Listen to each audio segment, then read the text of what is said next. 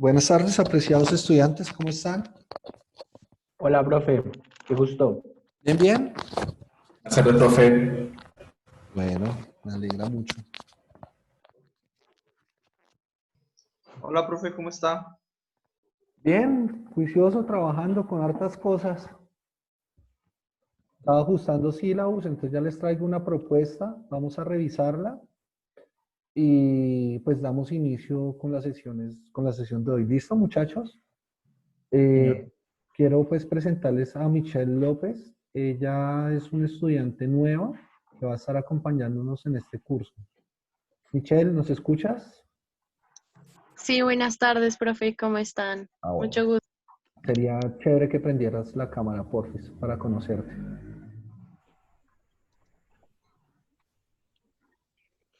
Hola. Hola, mucho gusto. Entonces, aquí no Hola, somos Michelle. tímidos. Al contrario, pues te van a recibir y te van a acoger muy bien. ¿Listo? Está bien. Entonces, bueno, pues Gracias. te vamos a contextualizar. Resulta que esta es la segunda vez que nos encontramos con este grupo, debido a que pues mi proceso de contratación se demoró un poquito. Posteriormente vino el día festivo y pues hasta hace 8 días fue cuando nos vimos realmente.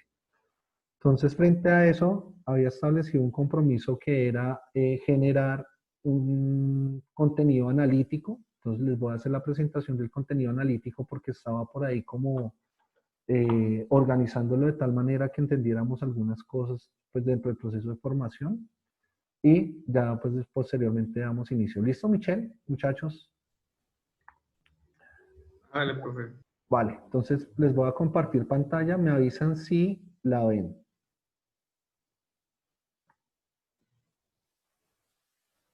Sí, ya. Lo voy a ampliar un poquito para que vean mejor. Bueno, perfecto. Entonces, muchachos, como ustedes saben, nosotros vamos a abordar esencialmente, según la explicación que dimos hace 8 días, unos modelos de aprendizaje de los cuales vamos a hacer como un recorrido histórico y precisar algunos conceptos de esos modelos, que era pues como la presentación inicial.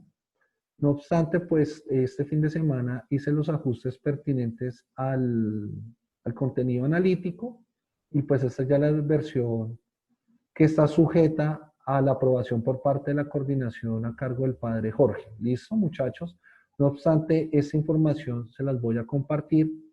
En esta semana, otra de las actividades que tengo que hacer es actualizar el curso Moodle, porque pues bueno, vamos a mirar allí algunas cosas que ya les comentaré ahorita. Entonces, como primero, pues está la descripción del curso. Entonces, esta es una asignatura que se encuentra ubicada en la línea transversal de la pedagogía, ¿sí? Digamos que es una línea que también permite poder aterrizar la práctica. ¿Qué es lo que realmente me interesa dentro del proceso? Que nosotros entendamos muy bien qué es lo que significa cada uno de los modelos, porque cuando ustedes pasen a la siguiente asignatura, que es didáctica, van a ver que existen unos modelos didácticos que se van ajustando a cada uno, perdón, a cada uno de esos modelos pedagógicos. Cuando eso ya entra en armonía, ahí sí entramos a otro tercer nivel que es currículo de evaluación. Entonces allí vamos a mirar las formas de evaluar según el modelo, según el proceso didáctico, cómo se ajusta el proceso de evaluación. Pero eso ya es dentro de 2 o 3 semestres más adelante. Para que finalmente todo ese conocimiento que ustedes están adquiriendo, recordemos que los docentes actualmente no somos transmisores del conocimiento, ¿no? Vamos a mirar dentro de uno de los modelos, por ejemplo, el tradicional, eso cómo funciona. Ya no somos eso, sino simplemente lo que nosotros hacemos es un recorrido, digamos, somos guías en cuanto a unos conceptos, en cuanto a unos estándares, en cuanto a unos contextos, para que ustedes vayan, digamos, tejiendo su propio conocimiento. Entonces, esa serie de asignaturas transversales que están ancladas a la pedagogía, las vamos a aterrizar en las prácticas universitarias. Entonces, todo este conocimiento más el disciplinar, que es lo teológico, pues allá es donde se va a ver aterrizado. Por eso es muy importante empezar a anclar desde este momento todos los procesos de cada una de las asignaturas que están ancladas a esa línea transversal, porque si no, no tendría ningún sentido. Imagínense ustedes que yo les esté hablando de un modelo flexible, pero cuando les voy a calificar hago parciales, pues, o que todo el recorrido sea con solos parciales la forma de medir. No, para eso pues nosotros vamos a mirar y de acuerdo a esas condiciones vamos a hacer el proceso de calificación. Entonces lo importante de este curso es que ustedes entiendan realmente, uno, pues todo el proceso conceptual de la noción de aprendizaje y dos, eso posteriormente lo vamos a aterrizar en didáctica. ¿Listo, muchachos?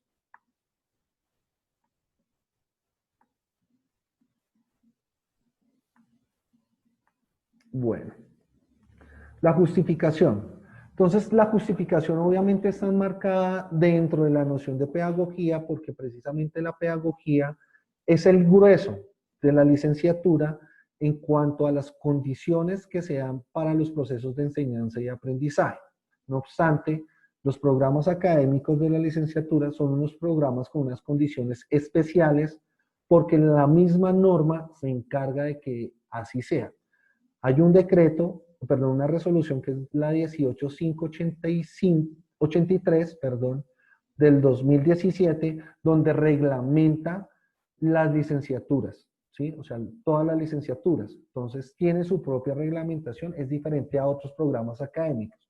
Y dentro de esa reglamentación indica que debe existir un área disciplinar, por eso hay licenciaturas en ciencias sociales, filosofía, etcétera, pero como ellas hablan en común, va a ser la línea pedagógica, ¿sí? Entonces, todas las asignaturas que están allí. Y precisamente, pues digamos que ese va a ser nuestra carta de navegación. Es muy importante que ustedes empiecen desde ahora a anclar cada uno de los procesos que están identificando en las asignaturas disciplinares, es decir, esas asignaturas teológicas, con los procesos de enseñanza y aprendizaje que veamos dentro de la línea pedagógica, para que ustedes también se empiecen a cuestionar si efectivamente se está apuntando a que esta línea esté anclada directamente con los procesos, con los criterios de evaluación, con la didáctica que se utiliza, o simplemente están ajustadas a unos modelos, por ejemplo, normalmente al modelo tradicional. Y pues aquí se empieza a gestar un ejercicio desde el conocimiento científico y desde el modelo sociocrítico o crítico, porque lo que se busca actualmente con la educación es que ustedes sean personas críticas, ¿sí? Yo no me acuerdo, pero así rápido modo, ¿todos ustedes estudiaron filosofía? Sí, señor. Sí, bachillerato. ¿No es cierto? La mayoría de ustedes. Michelle, Sí, señor. ¿también? Bueno. Entonces, es interesante porque vamos a mirar algunas nociones filosóficas, porque es importante mirar desde dónde viene todo el proceso de las teorías del aprendizaje. ¿Qué es lo bueno? Que no nos vamos a centrar en las discusiones de esos pensadores, sino que precisamente nos va a permitir avanzar un poquito más rápido y centrarnos en materia de las teorías del aprendizaje. Entonces, pues bueno, digamos que esa es como la justificación general del curso. Si ustedes quieren hacer una lectura más profunda, obviamente, pues lo voy a compartir. Mientras tanto, me hacen un favor, pueden escribir en el chat sus correos electrónicos, por favor. Listo. Entonces, el objetivo general, ¿cuál es? Analizar los aportes epistémicos que la psicología de la educación y la neuropsicología han realizado al campo de la educación y que permiten comprender y problematizar las múltiples teorías sobre el aprendizaje y cómo éstas inciden en las estructuras pedagógicas y didácticas. Entonces, muchachos, hoy, digamos que dentro de los procesos teóricos de la educación, normalmente la psicología está jugando un rol muy importante. ¿Por qué? Porque desde la disciplina de la psicología y la neuropsicología se entiende cómo el ser humano aprende y cuáles son los contextos alrededor que le permiten ese proceso de aprendizaje. Entonces nosotros vamos a abordar algunos tipos de conceptos desde estas disciplinas para poderlos entender. A eso, digamos, ese objetivo general obedecen tres objetivos específicos, que primero es establecer la relación entre inteligencia, memoria y percepción en la teorización. Entonces, porque puede que para una teoría, por ejemplo, filosófica, la inteligencia, la memoria y la teorización es totalmente diferente a lo que es para la psicología, ¿no? Digamos, dentro de un ejercicio práctico. Entonces, pues vamos a mirar algunas nociones para poder entender esas diferencias. Comprender la particularidad de las teorías psicológicas que han sistematizado el aprendizaje. A esto, pues, lo que vamos a revisar es al interior de cada uno de los modelos pedagógicos y analizar el aporte que las teorías del aprendizaje hacen a la práctica educativa en el aula. Entonces, eso cómo lo aterrizamos en el aula. Bueno. Competencias del curso, pues normalmente siempre hablo de las mismas, que es argumentar, analizar, reflexionar. Y dentro de la argumentación, pues obviamente está la oralidad y la escritura. Cuando nosotros hacemos un ejercicio analítico, pues es poner en escena los saberes preestablecidos que nosotros tenemos, más obviamente el acompañamiento de lecturas, etc. Entonces, estas competencias es lo que nosotros vamos a fortalecer durante el desarrollo del proceso académico de este periodo. Las unidades temáticas. Entonces, inicialmente vamos a hacer una introducción a los conceptos de teorías del aprendizaje, como hoy lo vamos a abordar, y después de esa introducción vamos a mirar cada uno de estos modelos que encontramos aquí. El tradicional, el conductista, el experimental romántico, el cognitivista y el constructivista. Y vamos a revisar al interior de esos modelos, bueno, obviamente qué son y cómo se aplican. Entonces, este contenido temático lo vamos a profundizar de la siguiente manera. Bueno, ya entonces lo revisamos porque están acá en esta parte. O bueno, sí, revisemos. Resulta, muchachos, que nosotros vamos en la cuarta semana, ¿sí? Según el sílabus, como lo organicé. ¿Eso qué implica? Que hubo, pues, digamos, la primera sesión que fue la presentación, pero que no se dio, la introducción que realicé hace 8 días, y nos quedaría, yo les envié a los correos electrónicos menos a Michelle, 2 lecturas. ¿Sí o no, muchachos? Sí, señor. Sí, señor. Esas 2 lecturas son las que vamos a desarrollar en esta sesión para quedar, digamos, al día con lo que tiene que ver con el desarrollo del contenido analítico, ¿vale? Y de aquí para abajo, digamos que están cada una de las sesiones. Entonces, si nosotros miramos hasta acá, es esa introducción a las teorías del aprendizaje.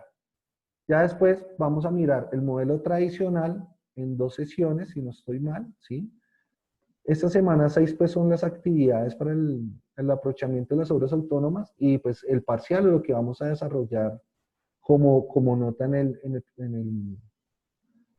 el corte, pero pues ya nosotros habíamos hablado de algo, entonces sobre eso es como nosotros lo vamos a hacer. Pero ya miramos cuáles son los criterios de evaluación.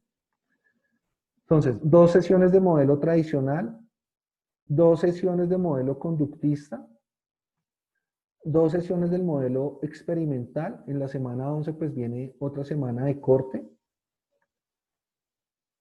2 sesiones del modelo cognitivista y finalmente 2 sesiones del modelo constructivista. ¿Listo? Entonces, de esta manera, pues ahorcamos los 5 modelos o los ejes temáticos que están arriba. Toda la bibliografía la tengo al día, entonces la idea es que en esta semana, cuando ya realice todo el ejercicio de los cursos Moodle, pues allí ustedes simplemente ingresen y descarguen los archivos, las presentaciones, todo va a quedar ahí cargado, cosa tal de que ustedes puedan acceder fácilmente a la información. De igual manera van a quedar cargadas por cada una de las sesiones todas las actividades que nosotros vayamos a desarrollar en el aprovechamiento de las obras autónomas. Esas actividades que nosotros vamos a desarrollar van a estar ajustadas a los modelos didácticos de cada uno de los modelos pedagógicos que les acabé de exponer, ¿sí? O sea, no van a ir aislados, cosa tal que cuando lleguemos a didáctica, nuevamente les enfatizo en el tema, pues ya tengamos unas nociones preliminares y allí pues las podamos profundizar. ¿Listo? Bueno, entonces voy a regresar. Ah, bueno, y finalmente pues aquí está la bibliografía. Entonces aquí hay una observación que es muy importante, porque pues esto es como si fuese un contrato, ¿verdad? Entre el docente y ustedes los estudiantes. Entonces, apreciado estudiante, recuerde que el proceso de aprendizaje es evolutivo. ¿Por qué el aprendizaje es evolutivo? Ya lo vamos a entrar a ver ahorita con la explicación que les voy a dar. Lo importante es que sean disciplinados, de ustedes, estudiantes, sean disciplinados y organizados con la entrega de actividades. Para mí, ¿qué es importante, muchachos? O sea, poder observar que efectivamente ustedes cada vez que entreguen alguna actividad, se vea un cambio en el desarrollo de la misma. Todas las actividades que ustedes van a montar en la plataforma van a ser corregidas, ¿sí? ¿Por qué? Porque el error va a ser importante para poder empezar nosotros a afianzarnos y cada vez ir perfeccionando la entrega de los documentos o la entrega de los trabajos, de los escritos, etcétera. Por esa condición es que por un momento debe ser evolutiva, ¿sí? O sea, los procesos de aprendizaje no son estáticos, sino realmente pues tienen las facilidades de que o subimos o bajamos, ¿sí? Pero que se mantenga uno siempre en la misma, no. ¿Por qué? Porque pues si nosotros lo miramos desde un proceso empírico, por ejemplo, el empirismo nos va a permitir que con el mismo ejercicio de la vida, ¿no es cierto?, de la experiencia adquiramos nuevos saberes y sabidurías. Y esa experiencia la podamos aplicar. Eso también pasa con el conocimiento científico. Entonces, cuando nosotros tenemos ciertos tipos de conocimientos articulados a un proceso de aprendizaje y enseñanza académico, pues esas van a ser nuestras herramientas para nosotros ir logrando resultados satisfactorios en nuestros procesos de formación. Entonces, siempre va a ser evolutivo. Los criterios están sujetos a un acuerdo entre el docente y los estudiantes, que es lo que estamos llegando hoy nuevamente, y el promedio de esto será la nota del corte correspondiente. Los criterios de calificación estarán sujetos a las teorías del aprendizaje desarrolladas en clase. Para tal efecto se realizará una rúbrica de calificación y el promedio será la nota definitiva. Perdón, muchachos. ¿Listo? Pilas con eso porque ese es como mi letra chiquita en los contratos, ¿sí? De las que no leemos.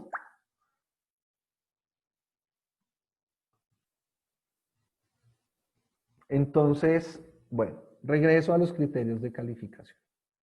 ¿Sí es claro, muchachos? ¿O tienen alguna duda? Chicos.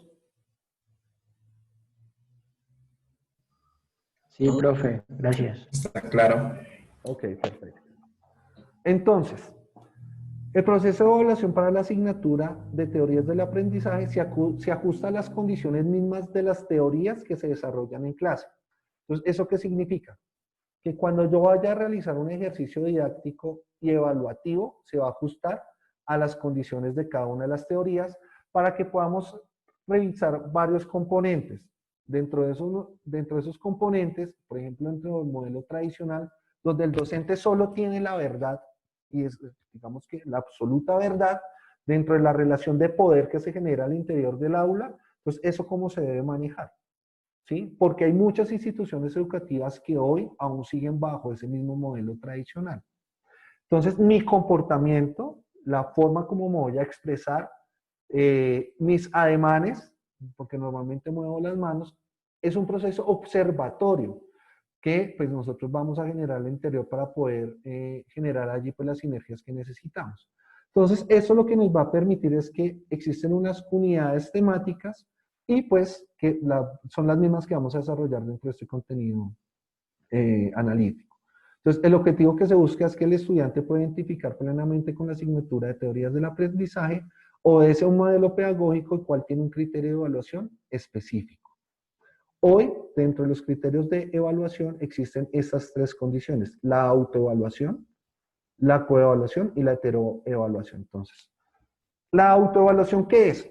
Es un proceso en el cual ustedes mismos se van a calificar, ¿sí? Y ese proceso es subjetivo. ¿Bajo qué condición? Una rúbrica. Entonces, allí van a ver algunas preguntas orientadoras que ustedes honestamente, porque van a ser docentes, honestamente se van a calificar, ¿sí? Y pues obviamente hay unos rangos. Entonces, exactamente, Billy, todos quieren el 5, pero pues la idea es que como estamos dentro de ese ejercicio docente, pues seamos muy honestos. ¿Por qué? Porque lo más harto de ser docente es la calificación, muchachos, ¿sí?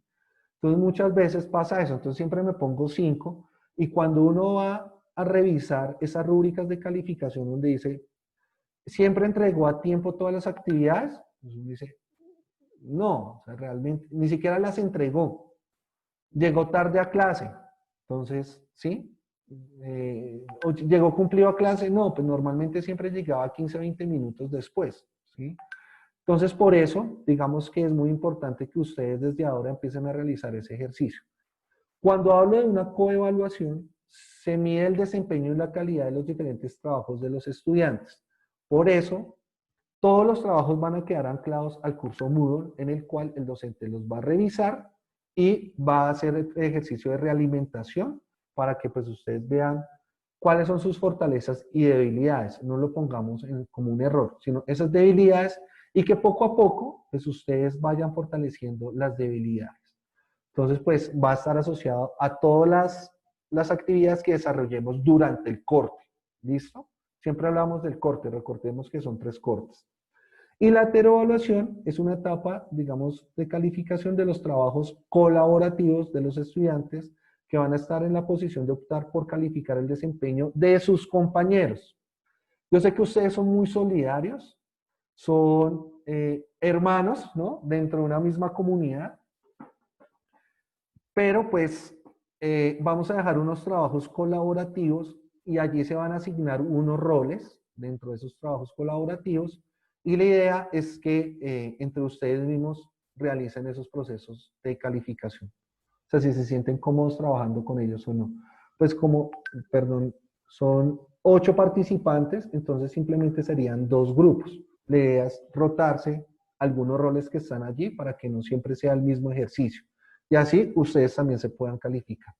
Estos 3 criterios de evaluación con unas rúbricas específicas en cada uno de los momentos es lo que va a estar también colgado dentro de la plataforma que el docente solamente va a alimentar y que ustedes van a estar pendientes de su proceso para mirar cómo es la evaluación, ¿sí?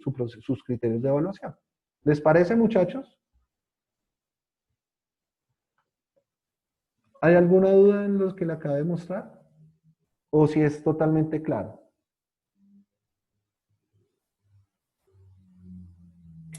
Está claro. ¿Sí o no?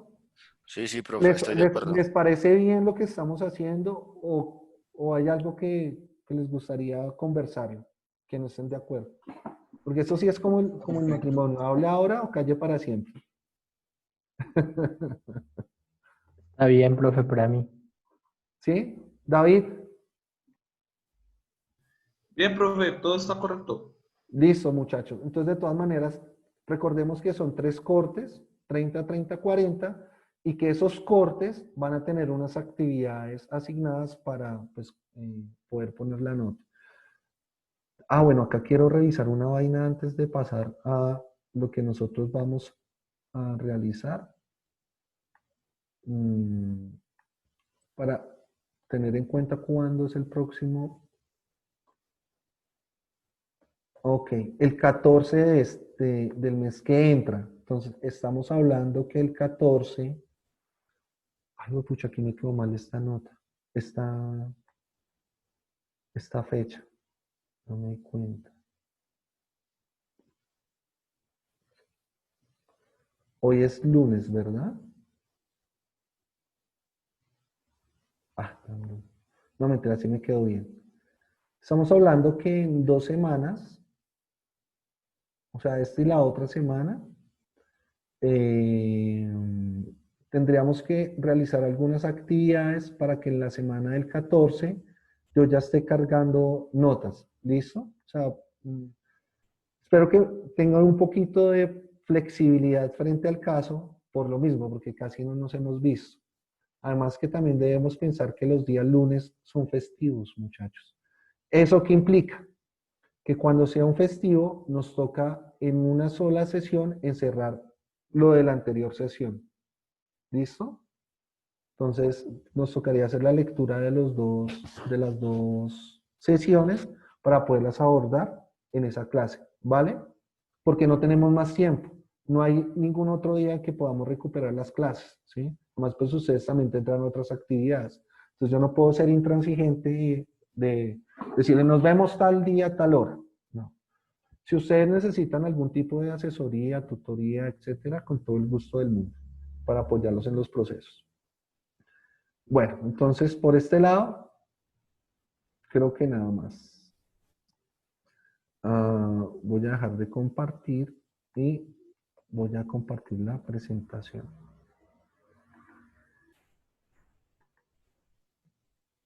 Bueno, ¿cómo les fue con las lecturas? Bien. Bien. Interesante. Sí, lecturas bastante entendibles. Sí, son sencillas, o sea, que Sí, no sí. son complejas, son lecturas muy dinámicas, explican muy bien los conceptos y la idea es entrarlos a profundizar. ¿Listo? Bueno, regálenme un segundo mientras que comparto pantalla nuevamente.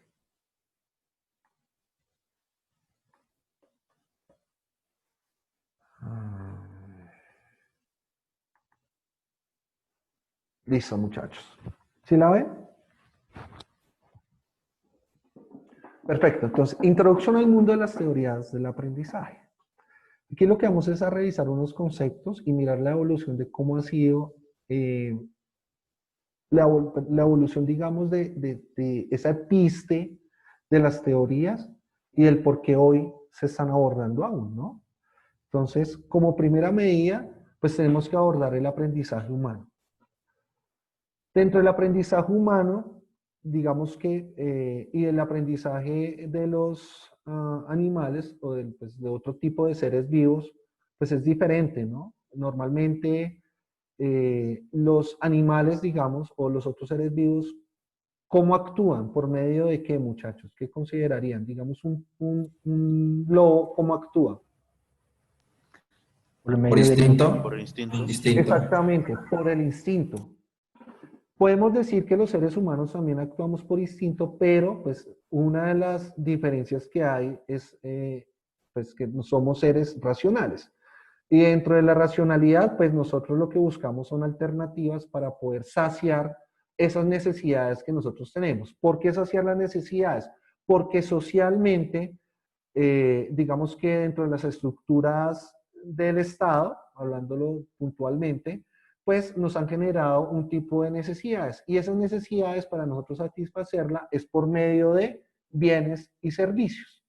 Si nosotros no logramos poder acceder a los bienes y servicios, podríamos decir que ahí sí el instinto entra a operar simplemente por el hecho de supervivencia, ¿sí? Y muchas veces, no es por justificar, ojo con esto, pero hay personas que al no conseguir una condición laboral para poder llevar alimentos a su casa, pues opta por alternativas poco indecorosas, como el hurto, especialmente, para poder satisfacer esa necesidad. ¿Mm? Pero pues llegar a ese punto, creo que pues el instinto operaría de esa manera. No obstante, dentro de la misma evolución del ser humano, por ejemplo, cuando somos bebés, ¿cómo operaría? Ahí sí opera el instinto, porque pues, digamos, de 0 a 7 años, de 0 a 5 años, aproximadamente el uso de la razón está un poco, pues, digamos, en proceso de desarrollo. Pero de 0 a 9 meses, ¿qué hace el bebé? O la bebé. Cuando tiene hambre, ¿qué hace? Llora. Llora. Cuando está enferma, ¿qué hace? Llora. Lo mismo, ¿no? Llorar. Llora, ¿no es cierto? ¿Qué es lo que le toca al papá y a la mamá? Interpretar, ¿no? Interpretar el llanto, efectivamente. Entonces, en esa interpretación, lo que se va a generar es una comunicación, digamos, un tipo de lenguaje en el cual los padres y el niño o la niña de esas edades pues le van a identificar cuál es su tipo de llanto, ¿no? Y auditivamente uno ya empieza a saber. Entonces, uno prácticamente, lo digo porque yo soy papá, ¿sí? Y entonces en la relación con mi esposa, bueno, mi ex esposa en este caso, nos pasaba eso, o sea, cuando la niña lloraba, más o menos identificamos el llanto, íbamos casi que a la fija para poder saciar la necesidad de ella.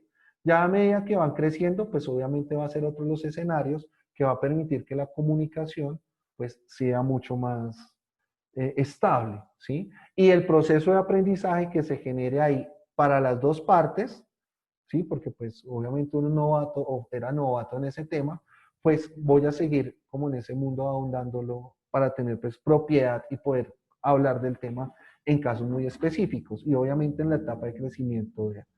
Entonces, bueno, digamos que hay un aprendizaje inicial, un aprendizaje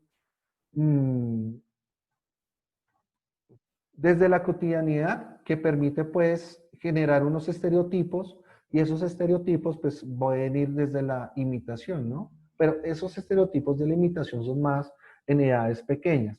Ya cuando uno está definido, tiene una identidad definida, tiene una sexualidad definida, pues hay otras formas que se van a generar también de aprendizaje, ¿sí? O si uno sabe desde cierta edad qué es lo que quiere estudiar, pues se va a enfocar a poder generar pues todos los medios idóneos para irse por ese lado o por esa disciplina, ¿no? Porque no obstante la educación superior no nos va a generar todas las condiciones para nosotros poder asumir una vida como profesionales. Ahí sí aboco también por los procesos empiristas, porque la experiencia laboral es la que nos va a fortalecer a nosotros como profesionales. Porque dentro de las disciplinas que nosotros estudiamos, pues es muy ambiguo, hay muchos temas. O les pregunto a ustedes como estudiantes o ya graduados de filosofía, ¿ustedes son expertos en todas las líneas del pensamiento filosófico? Normalmente uno tiene uno o dos autores que es el que le encanta y se lee toda la obra y a partir de su obra pues empieza a hacer todo un ejercicio de análisis y de contextualización en los diferentes procesos o problemáticas que hay al interior. Eso también sucede con cualquier otro tipo de disciplina. Yo soy administrador público, tengo nociones de lo administrativo, pero hoy la experiencia, y Dios, obviamente, y estoy súper contento por eso, me pusieron en otro escenario, en un escenario educativo de las licenciaturas sin ser licenciado. Y con propiedad, porque pues aquí hubo también un proceso de aprendizaje, dicto la línea de pedagogía para varias facultades, ¿no? O sea, no solamente aquí, sino también estoy con la Gran Colombia con algunas asignaturas que me permiten desempeñarme de esa manera como docente. Entonces, no simplemente está articulado el conocimiento a un proceso académico, ¿no? Sino pues existen otros momentos. De cómo uno hace, lo interpreta, etcétera, pues esos son, digamos, los ademanes adicionales que va a tener el conocimiento y que nos va a permitir. Obviamente hay unos elementos fundamentales para el aprendizaje, la motivación, el interés, la sed por el conocimiento, pues nos va a permitir pues poder tener algunas apreciaciones más precisas sobre ese conocimiento, ¿no? La osadía, por ejemplo. Entonces, cuando uno está montando bicicleta, aprendiendo a montar bicicleta, pues si uno tiene miedo, difícilmente o más se le va a dificultar o más se va a demorar aprendiendo a montar bicicleta. Pero si uno es más osado, tolera un poco más el dolor porque pues si todos bien saben montar bicicleta, sabemos que nos pegamos unos golpes terribles, morados y demás, pero también es bajo una ilusión de aprender a montar bicicleta, ¿no? Entonces, digamos que ahí va a haber pues unos intereses particulares que van a permitir. Y finalmente, pues hay un funcionamiento del cerebro. Y ese funcionamiento del cerebro no para todos es igual, ¿no? O sea, no todos adquirimos un proceso de aprendizaje, vuelvo y reitero, estándar, sino desde, por ejemplo, desde la psicología nos indican que el proceso de aprendizaje o bien es auditivo, o bien es visual, o bien es canestésico. Entonces, hay personas canestésicos que tienen que estar tocando las cosas, ¿sí? Se deben estar moviendo. Y también es una conducta, que miden la conducta del ser humano. tienen siempre un chicle en la boca o están mordiendo una tapa, ¿sí? Esas son las personas que con la práctica es como aprenden fácilmente. El auditivo, pues puede ser por videos, por, bueno, películas, la radio, etcétera, se les facilita. Normalmente esas personas parecen una rocola. Escuchan una canción y se la saben toda, sea el género que sea, porque es la forma más fácil como ellos adquieren esos tipos de conocimiento. Y el visual, pues efectivamente por la lectura. ¿Listo? Pueden que se compartan, digamos, no hay una forma estándar, pero puede que se compartan. Por ejemplo, en mi caso, yo soy canestésico en el proceso de adquirir el conocimiento. Para eso hay unos test y unas cosas adicionales que desde la psicología le miden a uno. ¿Listo, muchachos? Bueno, entonces vamos a mirar cómo es la evolución de las etapas del conocimiento, del proceso de aprendizaje en un ser humano. Normalmente uno siempre los ejemplos típicos que da es Pepito y Pepita, ¿sí o no? Entonces bauticemos a nuestro niño. ¿Qué nombre le ponemos, muchachos, entre todos? Eva. Juanita. Juanita queda mejor. Raquel. Entonces, Filomena. uno. ¿Filomena? No, vamos a darle... Se llamará Juan. Michelle. No es por ser sexista, pero tú eres la única dama de nuestra... Entonces te vamos a dar el privilegio de que bautices a nuestra niña o niño. ¿Qué género prefieres? ¿Masculino o femenino? Em, No, femenino. Listo. Pues el nombre Juanita me gustó. Ok, perfecto. Entonces, Juanita. Entonces resulta que Juanita, su primer momento de aprendizaje va a ser el hogar. Normalmente el hogar, ¿cómo está construido, muchachos? ¿Cómo está conformado? Una mamá, un papá y pues hermanos, generalmente. Sí, y en ocasiones también los abuelos, ¿no es cierto? ¿Eso qué implica? Que dentro de su etapa de 0 a 5 años, normalmente, los procesos de aprendizaje están dados por la familia, obligatoriamente. Antes, muchachos, les estoy hablando entre los 90 hacia atrás, la crianza de los chicos estaba sujeta a las familias de 0 a 5 años. ¿Por qué? Porque nuestro modelo social de la época, recordemos que era un modelo machista, entonces el hombre era el que salía a trabajar y las mujeres se encargaban de los oficios al interior del hogar, ¿no es cierto? Y dentro de esos oficios, uno era la crianza. Normalmente podía estar dentro del apoyo de algún familiar, algún tío, hermano que viviera en la casa, hermanos mayores, pero casi no se daba, y efectivamente los abuelos. Aquí en esta etapa de la niñez es muy importante porque va a haber una construcción de valores. Y esa construcción de valores lo que va a hacer es llevarnos a nosotros a tener cierto tipo de comportamientos en el hogar, no afuera. Porque muchas veces la misma, digamos, los mismos estudios o prácticas que nosotros pudimos evidenciar de algunos compañeros es que en la calle, afuera, era otra cosa, pero en la casa, mejor dicho, no hacía nada, ¿sí? Sino caso y súper juicioso. Pero afuera era otra cosa totalmente diferente. Hoy ya no es así. Hoy existen políticas educativas, ustedes van a ver legislación política que también pertenece a la línea de las pedagogías. Yo no sé si la estén viendo ya.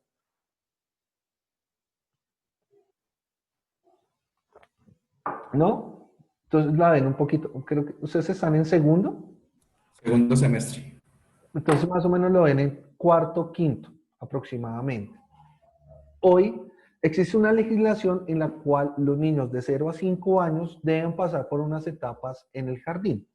Esas etapas pues es jardín, prejardín, no, perdón, párvulos, prejardín, jardín, y me falta uno. Pues es algo así Transición. como transición. Transición. Ahí estamos abarcando los primeros 5 años en los cuales pues debe estar el niño dentro del proceso, pero eso obedece a una lógica social, porque hoy esa sociedad machista que venía entre los 80s a los 90s, 95, ya no lo es, ya tan no lo es. ¿Por qué? Porque las dos padres o las cabezas del hogar están abocados a salir al trabajo. ¿Mm? Entonces, cuando un mínimo lo multiplican, no sé de qué manera, digamos las familias tradicionales, pues necesitan el esfuerzo y el apoyo también de sus familiares para poder reunir el dinero y entre 2 o 3 poder solventar las necesidades al interior del hogar. Y la responsabilidad de la crianza y de la educación ya no está abocada al padre de familia o los padres de familia, sino en las instituciones educativas, a las instituciones educativas.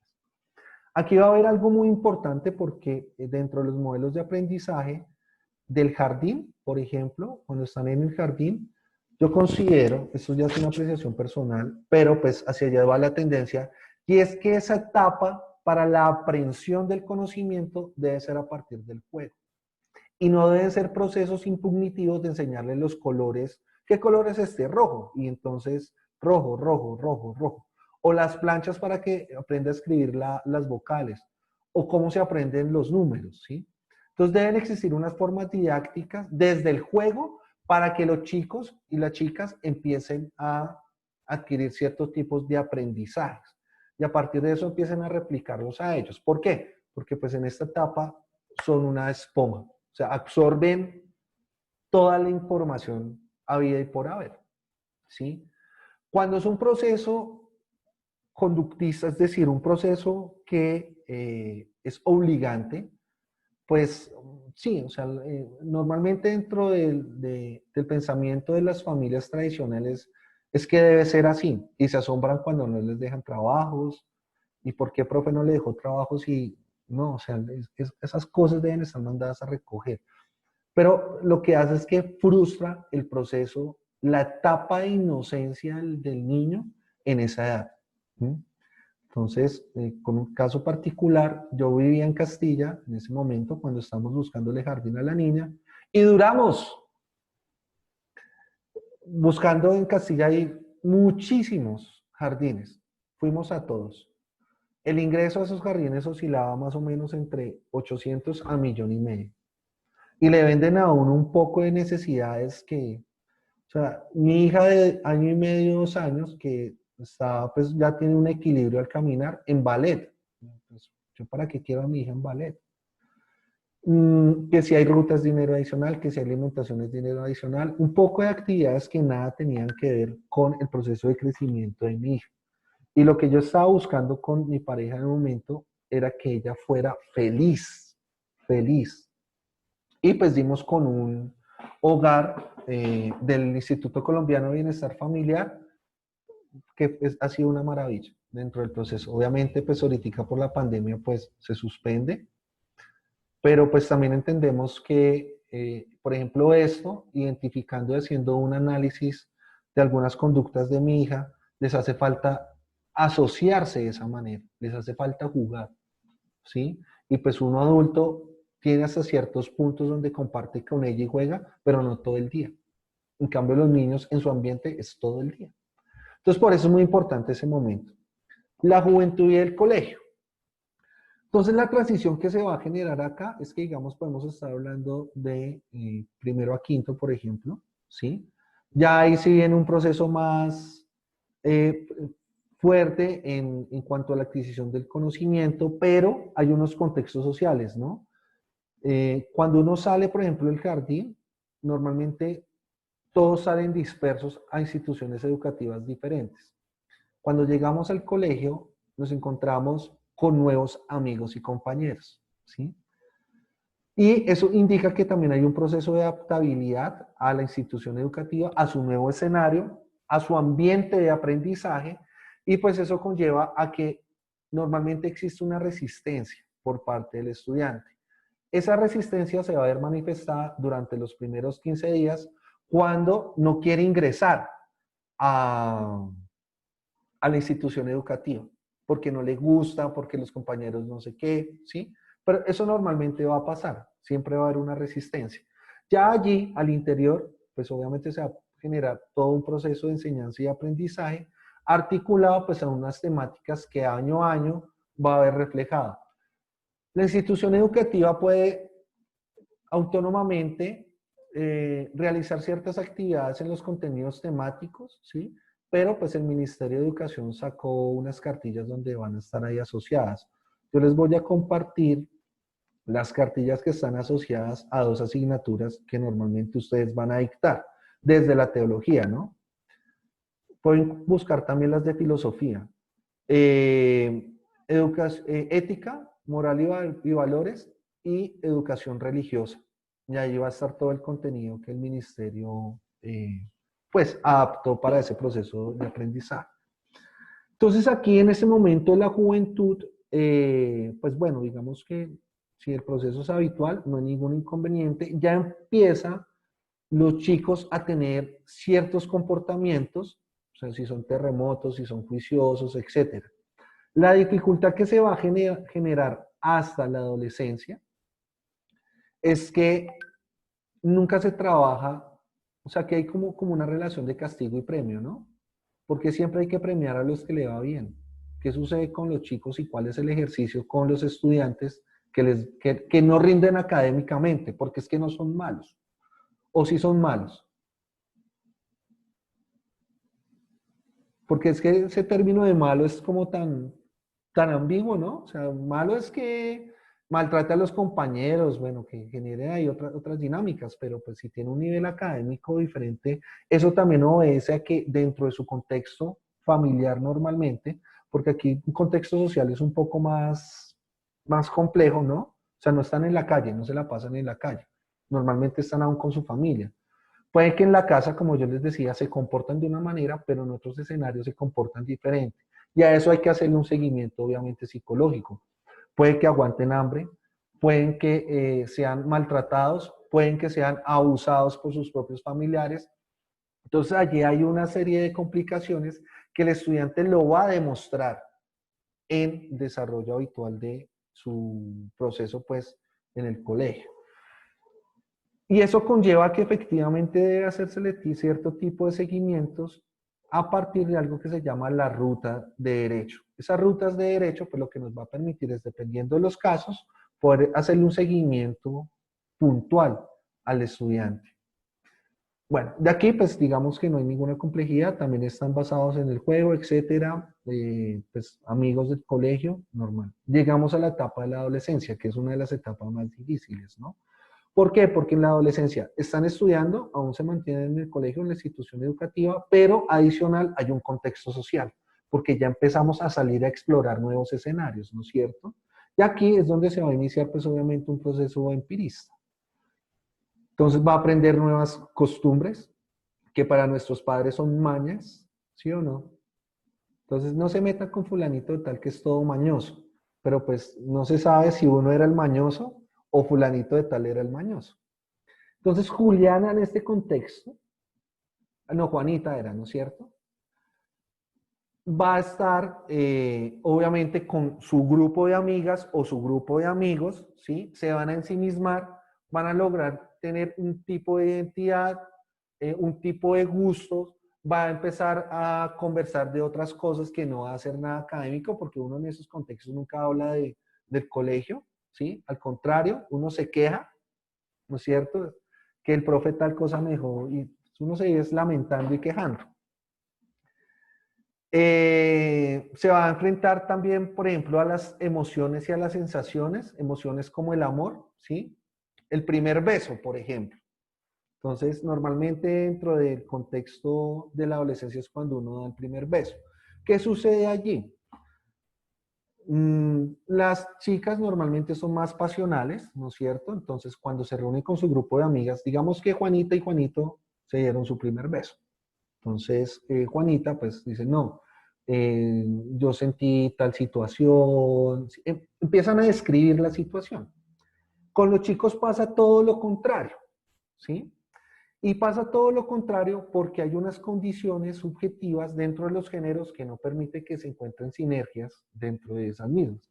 Y entonces con su grupo de amigos le va a decir, no, pues no me gustó, es que no sabía besar, y pues era también el primer beso de él, ¿sí? Entonces como por ser crecido delante de sus amigos, pues empieza a generar otras cosas y como el héroe, ¿no? Entonces, esos contextos sociales efectivamente también permiten que haya un proceso de aprendizaje indiscutiblemente, independientemente de las condiciones académicas que se generen allí. Y dependiendo de su conducta, o el chico es aplicado o no es aplicado, ¿sí? Hoy, pues obviamente hay una flexibilidad, digamos, en la educación, y esa flexibilidad, pues, ha permitido que pasen de curso en curso actualmente sin ningún problema. Y pues considero a título personal que ese es un gravísimo error. Hoy lo que queremos es sacar estudiantes al 1000, ¿sí? Y realmente los procesos académicos que se deben generar al interior son tan vacíos, ¿sí?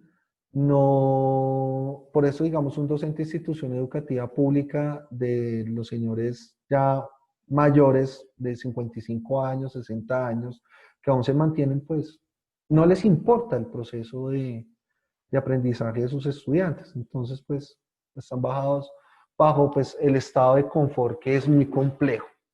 Aquí pues ya entramos a una etapa de la adultez que va a ser normalmente la vida universitaria, si nos vamos por ese lado, o la vida laboral. Si seguimos dentro de la vida universitaria, pues vamos a tener otro tipo de conocimientos, una disciplina, un comportamiento totalmente diferente, porque ya vamos a tener también nuevos amigos, ¿no es cierto? Normalmente uno tiene uno o dos buenos amigos, a pesar de que haya grupos. A eso pues solamente le contamos nuestras cosas, digamos que en ocasiones se vuelven nuestros confidentes, pero el proceso de aprendizaje totalmente es autónomo. Aquí nadie obliga a nadie, si ustedes leen o no leen, o sea, eso es otra condición totalmente diferente. Pero en estos dos momentos, el de adolescencia y adultez, estamos en unos grados de vulnerabilidad. Y esos grados de vulnerabilidad pues nos hacen tomar decisiones. ¿Por qué?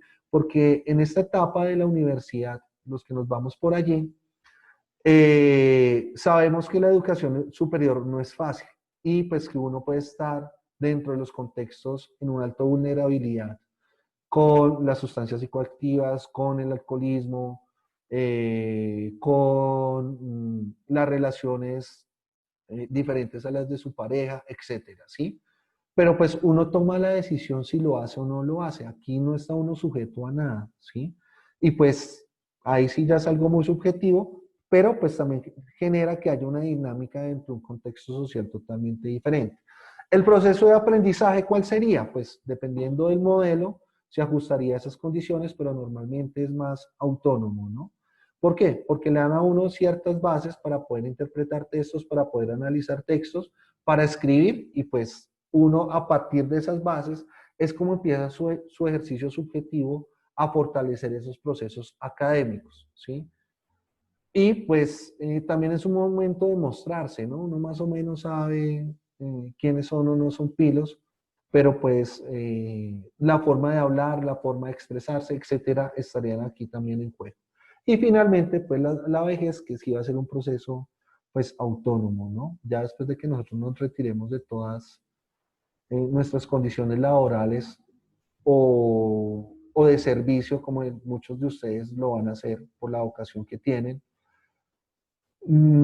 Hay personas que se van con su sueño hippie de ser campesinos y entonces compran la finca cerca de la ciudad de Bogotá, pero se dan cuenta que el campesino es uno, o sea, digamos que el sector rural es uno de los sectores más complicados y también complicados por el campesino, porque una cosa es estar de visita, de 5 y máximo 15 días, pero otra cosa ya es vivir con ellos, ¿sí? Y en la visita a uno le atienden súper bien, pero ya cohabitando con ellos es otra cosa totalmente diferente.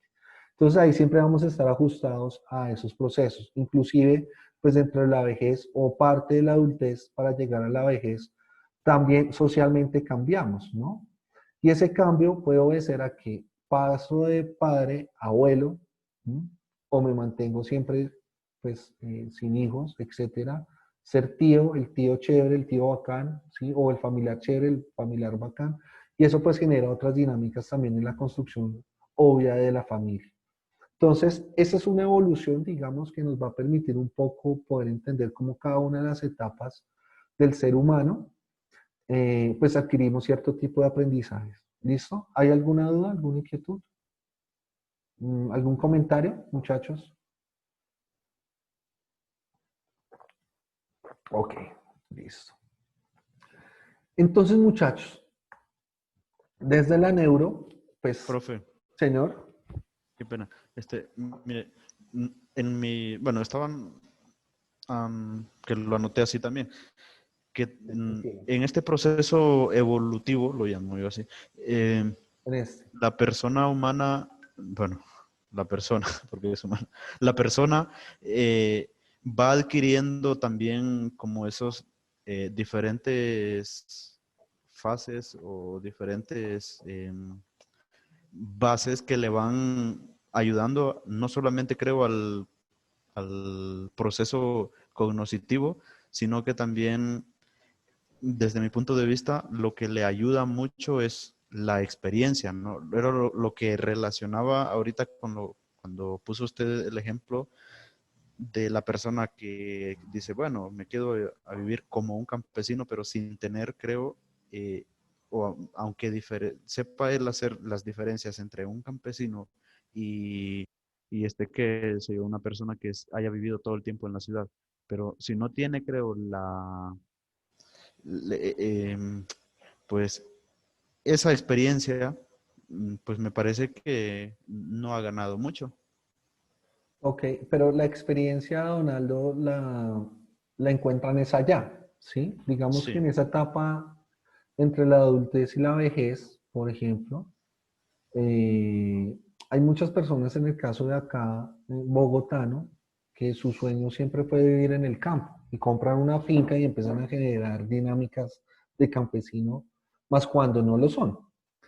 Y ahí es cuando se encuentran con unos escenarios tan complejos, porque por eso daba el ejemplo que una cosa es ir de visita 5, 8 días, 15 días máximo, a vivir con ellos. Y en esa vivencia se dan cuenta que la vida del campo no es algo sencilla, ¿sí? O sea, de generar esas costumbres. Por ejemplo, sí, compremos una vaca, vaya y ordéñela, amarre la vaca, pastee la vaca, cómprele sal, cómprele cal, ¿sí?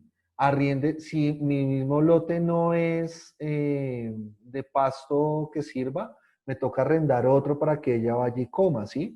Entonces empiezan a generar otro tipo de dinámicas en los procesos de aprendizaje que poco a poco se van adaptando, porque eso sí es importante. O sea, el ser humano, nuestra condición como seres humanos, tenemos unos procesos de adaptabilidad en cada uno de los momentos, ¿sí? Y pues ahí sí, subjetivamente, nosotros entendemos cómo sería nuestro proceso de adaptabilidad, porque eso tampoco es impositivo, ¿no? O sea, pues nos ajustamos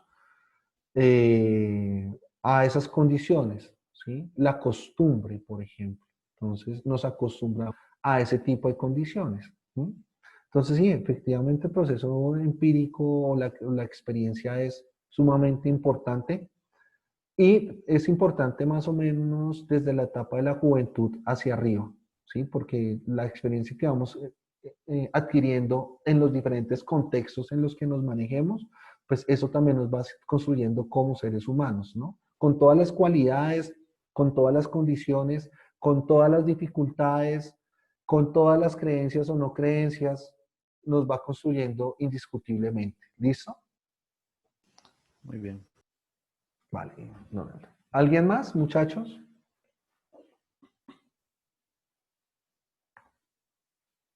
Bueno, perfecto. Entonces, como los había pronunciado en algún primer momento, en esos procesos de aprendizaje, obviamente hay unas condiciones cognitivas. Esas condiciones cognitivas pues van a estar articuladas a el desarrollo pues de lo aprendido en el aula prácticamente. Unas lingüísticas que nos va a generar, digamos, escenarios en los cuales a partir del oído pues aprendemos a expresar ciertas condiciones, ¿no? O sea, el habla. Entonces, si nosotros miramos el lenguaje, que es la facultad innata que tienen los seres humanos para comunicarse, esa facultad innata significa que nace con nosotros. Pero como nace con nosotros tenemos que desarrollarlas, igual las situaciones motoras que se generan. ¿Cómo hacemos para desarrollarlas? Pues con el contacto con los otros. Si nosotros tenemos esa facultad, pero vivimos en un lugar donde no tenemos contacto con los seres humanos, probablemente ese tipo lingüístico que nosotros vayamos a utilizar va a estar ajustado a las condiciones mismas de la naturaleza. Si nosotros nacemos aquí, en Colombia, pero nos vamos a un país anglosajón, pues bajo esas mismas condiciones de su aula, de su comunicación, es como nosotros vamos a desarrollar esa facultad lingüística, ¿no es cierto? Nuestro lenguaje. Ahora, las condiciones motoras, ¿cómo se dan? Pues las condiciones motoras, pues con el ejercicio, ¿sí o no? Pero eso también implica que haya un ejercicio mental, ¿sí o no? Del cerebro que envíe, que se comunique con el cuerpo para poder mover las manos, para poder hablar, para poder parpadear, para poder mover los pies, ¿no es cierto? Y hay personas que desarrollan más esas condiciones motoras. Por ejemplo, en mi caso, yo no me voy a agachar a tocarme los pies, ¿sí? Esa posición de tocarse los pies y yo no llego más abajo de las rodillas. Pero hay otros que las palmas de las manos las ponen en el piso sin ninguna dificultad. Corren más, corren menos, son más expresivos, son menos expresivos, pero pues eso también es una condición subjetiva del ser humano. Y sociales, pues como veníamos viendo, los contextos, perdón, que nosotros pues vamos a diferenciar entre cada una de las etapas. Ahora, aquí digamos que es algo básico, ¿no? En este primer momento es algo básico. Es algo como cuando nos dicen a nosotros, 1 más 1 es igual a ¿qué, muchachos? Neri. Prende el micrófono, por favor. Se escuchó como entrecortado, profe. Cuando yo te pregunto que 1 más 1 es igual a ¿qué? A 2. ¿Y por qué? Pues es la matemática, ¿no? Lo ha enseñado así, que 1 más 1 es así. Por regla. ¿Es una regla universal? Pues yo creo que sí, pues porque casi todos coincidimos en lo mismo, que decimos que 1 más 1 es 2. Ok. Ferney, ¿tú qué piensas? Sí, igual. Pues porque, o sea, es siempre lógica cuando un objeto y otro objeto se juntan, pues son dos. O sea, por lo que ya sabemos desde chiquitos. Entonces Eso es uno, exacto, entonces uno dice, es por lógica, que 1 más 1 es 2. Pero nunca entendemos por qué sucede eso, o sea, ¿debido a qué? ¿Qué fenómeno, qué teoría la que está ahí? Y esa aprehensión de esa teoría, si realmente la aplicamos como es, pues va a ser mucho más fácil entender el significado, en este caso, de la aritmética, donde nos dice que un elemento más la suma de otro elemento nos va a dar un resultado. Porque si yo digo que, Alexander, una pera más una manzana es igual a ¿qué? 2 frutas. Exacto. No deja su condición, ¿sí o no? ¿Se acuerdan en esos capítulos del Chavo del 8 donde decían que una pera más otra pera es igual a 2 peras? Pero cuando le ponían otro tipo de frutas, el profesor Girafal le decía no. Y uno, ¿pero por qué no? Y entonces él decía no, porque es que no se podían sumar dos elementos que fueran diferentes, ¿sí o no? Pero en este caso, claro que sí, porque en esencia son frutas. Pero eso obedece a que hay una definición del concepto de la aritmética que nos va a permitir eso, que hay una secuencia lógica para poder llegar a nosotros a resultados obvios o lógicos como la suma de 1 más 1 es igual a 2. Pero nosotros nunca pensamos, porque es un ejercicio, o sea, la adición, la resta, la multiplicación y la división son ejercicios que nosotros podemos hacer mentalmente y que dentro de ese ejercicio mental nunca nos preguntamos la trascendencia, la descendencia de la cosa, ¿no es cierto? Nunca, sino ya lo damos por obvio. Y esa es la manera como nosotros muchas veces vamos a replicar cuando ayudamos a alguien que está aprendiendo a sumar, por simple lógica. Pero pues debemos ir un poco más allá y es articularlos de tal manera que entiendan cuál es el significado de eso. Bueno, pero hay otra serie de condiciones, digamos que esa va a ser una etapa preliminar, pero para otros, dentro de nuestro proceso de aprendizaje, pues va a haber ciertas dificultades que nos van a poner, digamos, entrevisto. Cada uno de los niveles que nosotros vayamos escogiendo dentro de los núcleos básicos de conocimiento, ¿no? Si lo abocamos desde las matemáticas, pues pasa uno, por ejemplo, a la factorización. Entonces, si uno no sabe leer, perdón, no sabe sumar, restar, multiplicar y dividir, pues factorizar va a ser mucho más complejo. Pero hay personas que entienden este tipo de problemas, problemas matemáticos, y los pueden desarrollar perfectamente, ¿no? Yo no sé si usted, señor. Dentro de todo esto que estamos observando, bueno, yo veo que pues toda esta, no sé si llamarla teoría del aprendizaje o todo lo que estamos observando en este momento, se encuentra condicionada por la experiencia. Me da la sensación de que hay de antemano una presunción de decir que nacemos como tábulas rasas. Como que, bueno, a partir de la experiencia, de lo que vamos observando por la familia, sea por las experiencias que tenemos en la juventud o lo que sea, pues vamos perdiendo ciertas cosas, pero ganando otras, ¿no? En el ámbito del aprendizaje. Mi pregunta es, bueno, esto quiero referenciarlo, bueno, alguna vez lo leí bueno, no tengo la autorética, pero decía, bueno, en tal caso, bueno, creo que es en el caso de Platón, nosotros no llegamos a recordar algo, de pronto a recordarnos, sino a tener unos conocimientos previos que están con nosotros ya. Por decir, pensemos en lo bello, en lo feo, en ciertas categorías porque yo no, pues yo en lo personal me pongo a pensar, una persona ciega, ¿cómo aprende lo bello? ¿Cómo aprende lo feo? ¿Cuál será su apreciación frente a las cosas? ¿Cómo lo aprende? En tanto nosotros, pues yo creo que de pronto sí, las sensaciones nos pueden indicar algo bello, algo feo, pero la atracción, por decir, física de una persona a otra, esas categorías también las vamos aprendiendo mediante las imágenes, porque alguien nos lo dice, o porque sí tenemos una precomprensión ya instalada en nuestro, digámoslo así, nuestra genética, o porque ya traemos un aprendizaje concreto desde el nacimiento. Ok, es que ahí, digamos, lo que acabas de abordar, Alexander, existe algo que se llama habilidades comunicativas. Las habilidades comunicativas es el habla, el escucha, la lectura y la escritura, ¿sí? Cuando nosotros estamos en un proceso, por ejemplo, del escucha, ¿sí? Y podemos decir que todos los ruidos es una forma de interpretar cosas, ¿sí? El pito de la basura, eso es un ruido, ¿no es cierto? Pito de la basura. Cuando vendían leche, por ahí el de la corneta de la leche. El timbre de la casa, el timbre del celular, por ejemplo, ¿sí? Y pues uno ya sabe, digamos que dentro del ejercicio, pues esos pitos o esos ruidos a qué corresponden, ¿no? El grito de alguien, ¿sí? El chiflido, por ejemplo, ¿sí? Pero hay otros que dicen, ah, bueno, y entonces los compañeros videntes, ¿cómo hacen?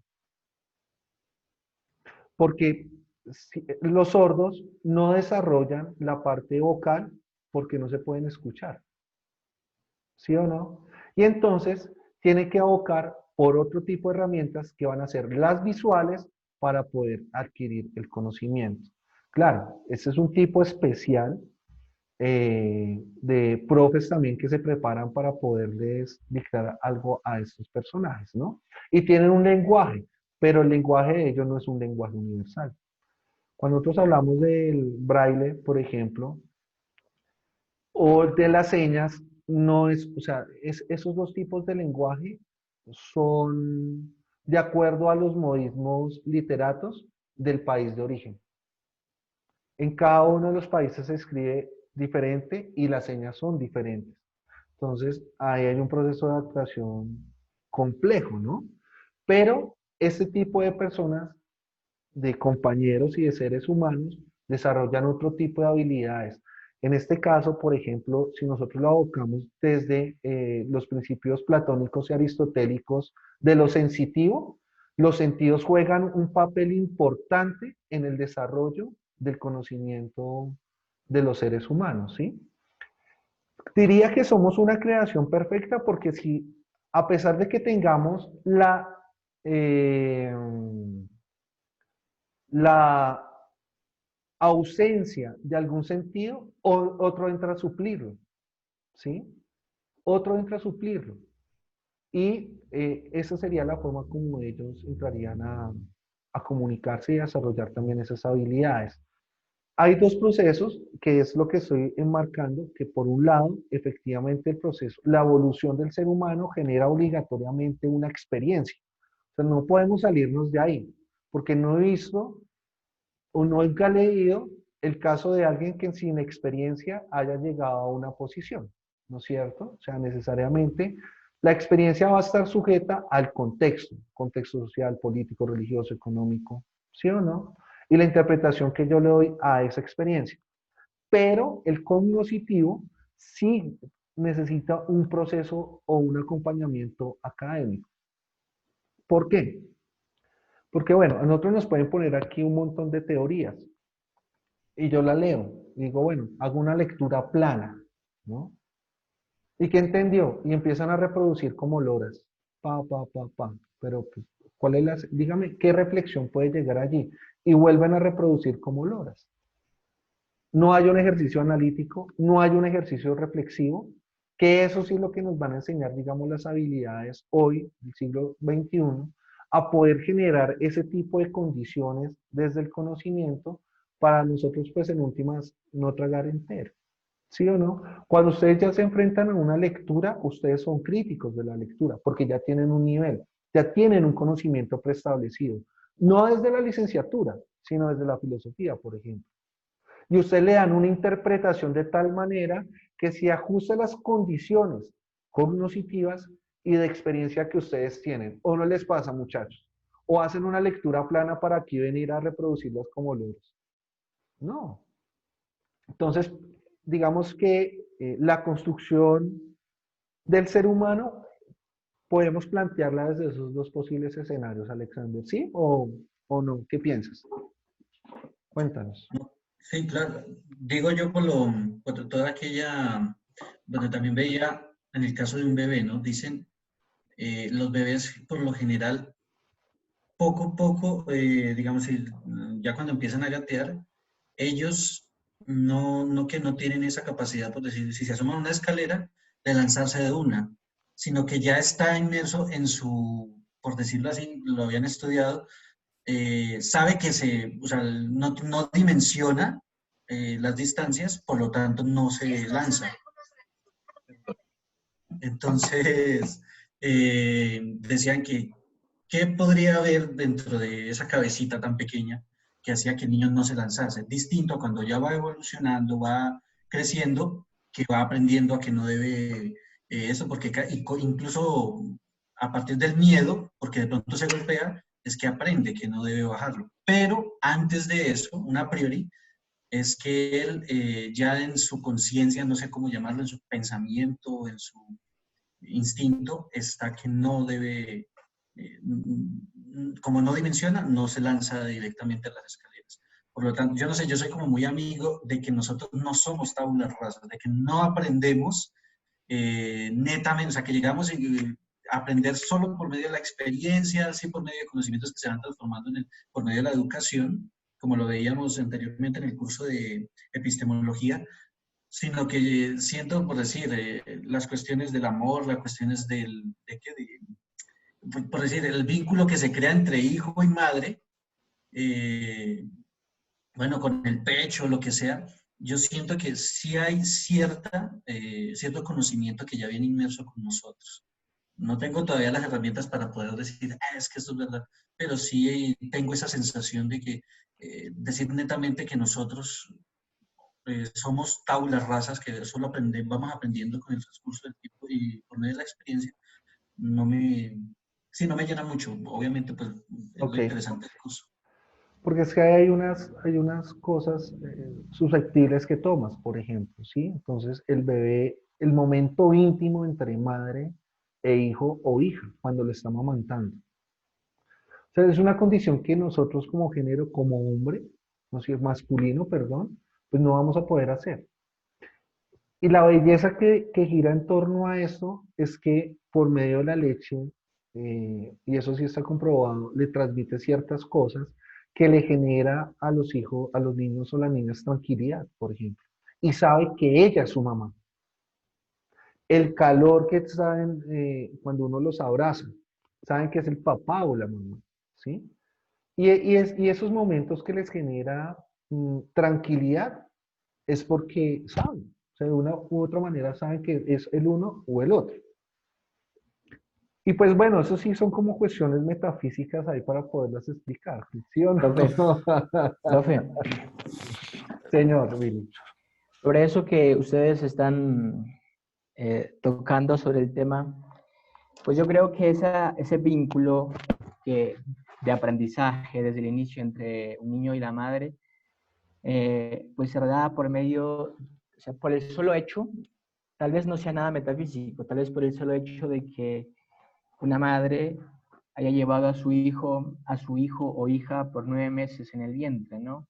Y en el momento en que el niño sale a la vida exterior, pues lo primero que hace la madre es recibirlo, ¿no? Y mostrarle su cercanía, mostrarle su afectividad por medio de amamantarlo, ¿no? Y eso es para mí un motivo suficiente para que se cree ese vínculo, ¿no? Ya luego ya vendría como el aprendizaje y ese vínculo justamente tendría que ver mucho con lo que decía el autor en el libro, con el aprendizaje conductivista, ¿no?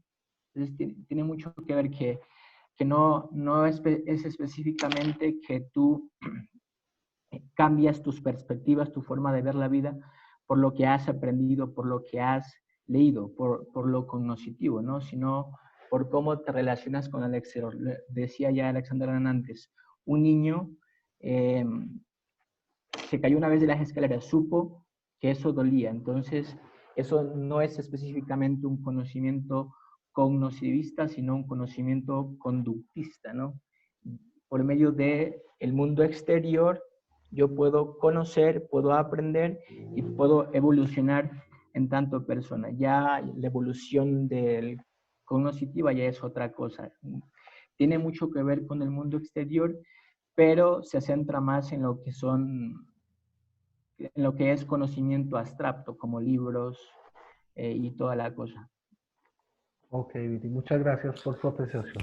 Profe, Señor, a mí también, no sé si apoyo un poco las ideas que tenía Alex, pero igual, con eso del modelo educativo conductista, me surge a mí, pues, donde solamente se limita a repetir o a aprenderse respuestas más o menos específicas para responder a ciertos contextos, valga la redundancia específico, ¿no? Es decir, cuando caemos en este modelo, no estaríamos, voy a hacer la comparación con lo que ponía el texto, ¿no? A los pájaros que simplemente están repitiendo lo mismo de manera instintiva. Es decir, nuestro modelo educativo no sería de esa manera instintivo, es decir, aprendemos, o no sé si la palabra adecuada será aprender ese modelo de educación, pues donde siempre estamos encajados en las mismas ideas y no hay como una evolución. Es decir, cuando pasamos al otro lado, donde los ciertos conocimientos que vamos adquiriendo no simplemente los aprendemos, sino que tratamos de dar una interpretación y los comprendemos.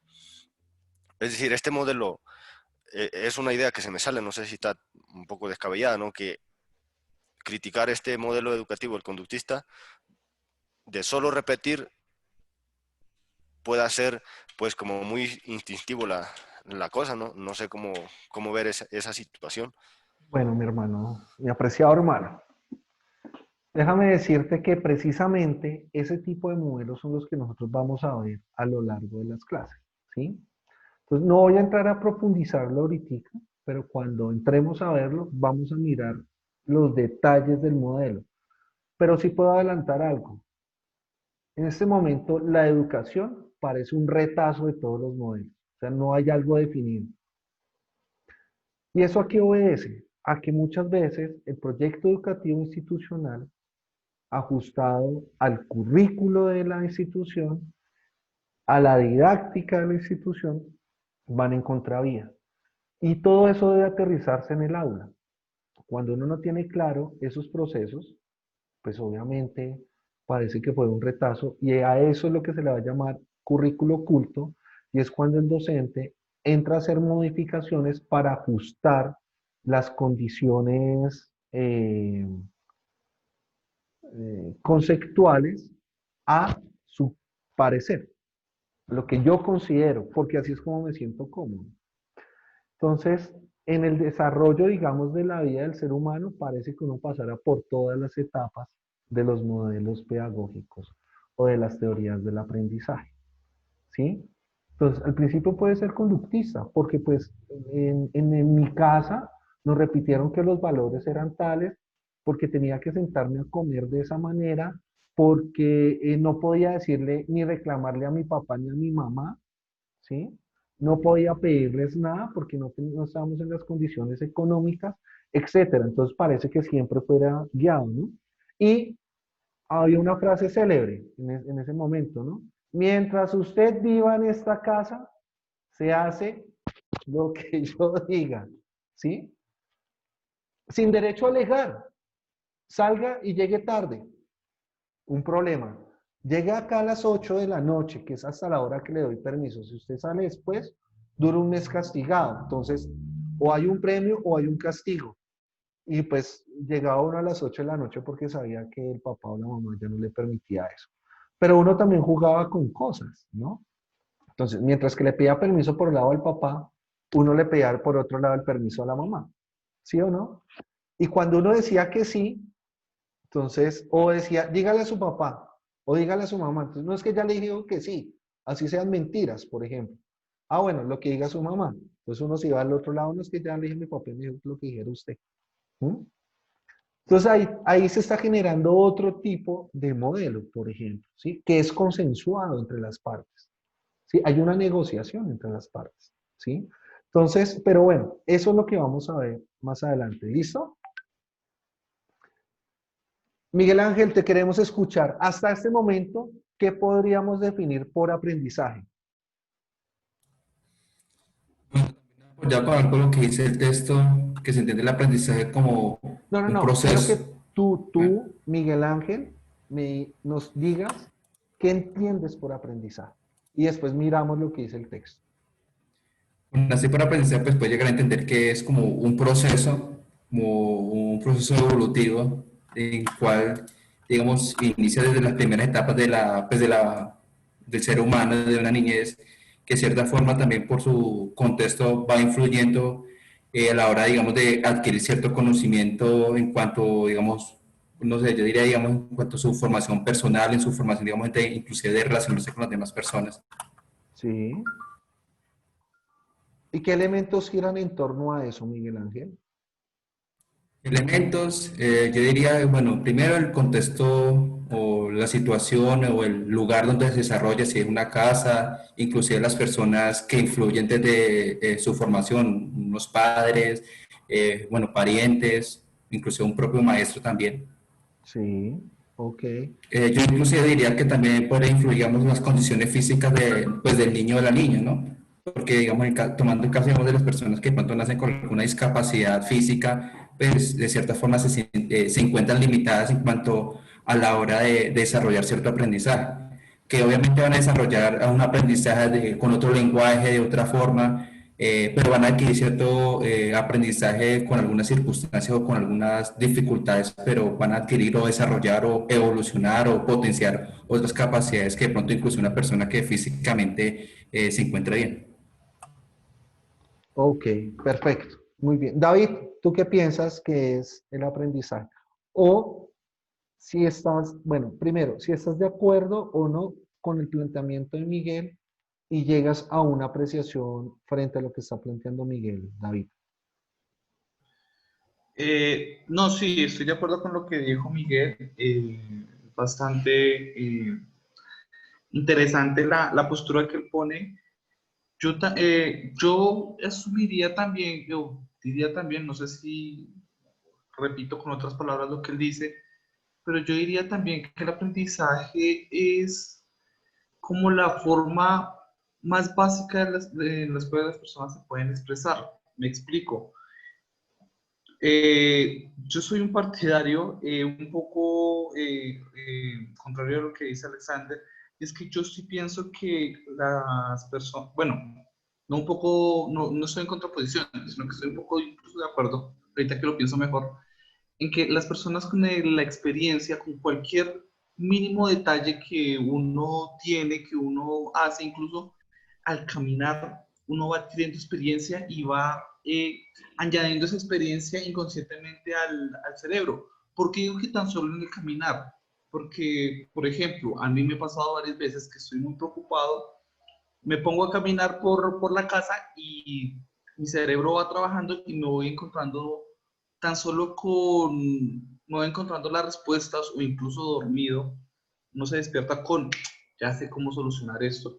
Entonces yo creo que el aprendizaje es la manera en la cual el cerebro siempre va, no sé, trabajando y evolucionando. El cerebro no únicamente ayuda a vivir, yo creo que el cerebro te ayuda mucho a crecer también a nivel intelectual, a nivel espiritual, en este caso, porque el cerebro nunca va a dejar de procesar y yo siento que cualquier persona puede llegar a cualquier lado, sencillamente se le echa un poquito de cabeza a todo, entonces es como un poco lo que, lo que estaba pensando ahorita y estoy de acuerdo pues con lo que dijo el hermano Miguel.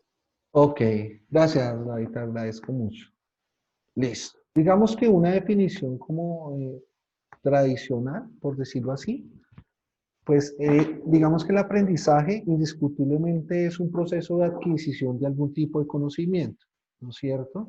Normalmente, ese tipo de conocimiento, que es lo que va en contravía Alexander y, algunas apreciaciones en que ustedes han estado ahí, no se debe simplemente a un medio de estudio, sino pues efectivamente también existe un ejercicio de experiencia.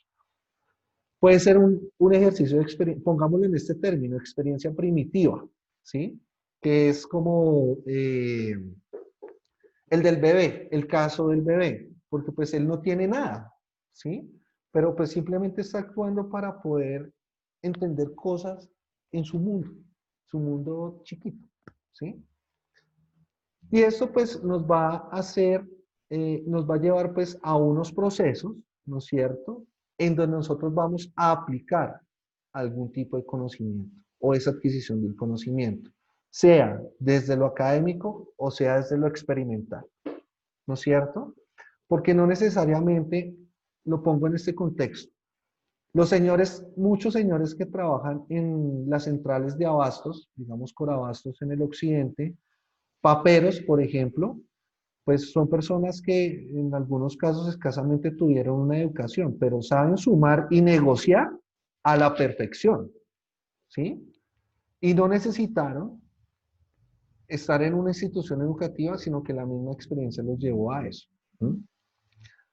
Y pues les ha permitido hacer sus cosas y sus procesos. Ahora, ahí gira en torno sus contextos, la forma como viste, la forma como habla, la forma como se expresa, etcétera. Pero pues, si es desde una condición económica, los señores lo lograron. Ahora, quienes nos vamos por un lado académico, pues la experiencia es importante, pero muchas veces le damos más prioridad es a los procesos de adquisición del conocimiento académicos, ¿no es cierto? Que la discusión y el diálogo se genera a partir de las teorías. Es que el autor dice tal cosa, el autor tal cosa.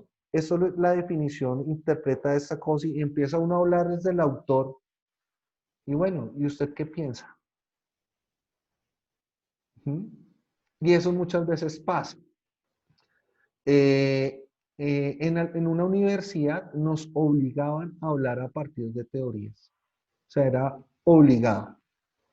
Y pues ahí entrábamos a unas discusiones de eso. Bueno, ¿en qué momento puedo decir lo que pienso frente a la teoría? Porque en ocasiones es la mezcla de varias, diciendo que este tiene que ver desde tal autor, este desde tal autor y esto desde tal autor, para poder definir un solo concepto que está agregado con varios elementos. Pues ahí uno va a generar dificultades y contradicciones, porque muchas veces uno también se expresa de autores que uno ni siquiera simpatiza, ¿no? Pero bueno, pero digamos que son las formas. Entonces, como les digo, siempre considero que la gran creación de Dios que somos nosotros, los seres humanos, nuestro proceso va a ser de esa manera, tanto la experiencia como el conocimiento. Y vamos a llegar a algún resultado, ¿no? Y para los dos casos, no importa, siempre vamos a estar asociados a un tipo de contexto, ¿sí? Entonces, la formación pues va a estar dada por el contexto, ¿no? Si lo hablo desde mi experiencia personal, cuando salí de la institución educativa yo no sabía qué estudiar. Y de casualidad, porque fue algo así casual, llegué a estudiar administración pública, porque me dejé deslumbrar por la universidad cuando fui a visitarlo a los 17 años, sin saber qué era la administración pública. Y claro, eso me dio fuerte. Después quise estudiar sociología, pero terminé estudiando derecho. Y bueno, alcancé a hacer varios semestres, pero bueno, por cosas también de la vida nunca pude terminar. Y soy partidario de cerrar los ciclos. Inclusive hasta hace poco volví, me presenté, pero era como volver a hacer un pregrado. Entonces dije, no, me lanzo más bien por el doctorado, ¿sí? Pero pues voy creciendo académicamente.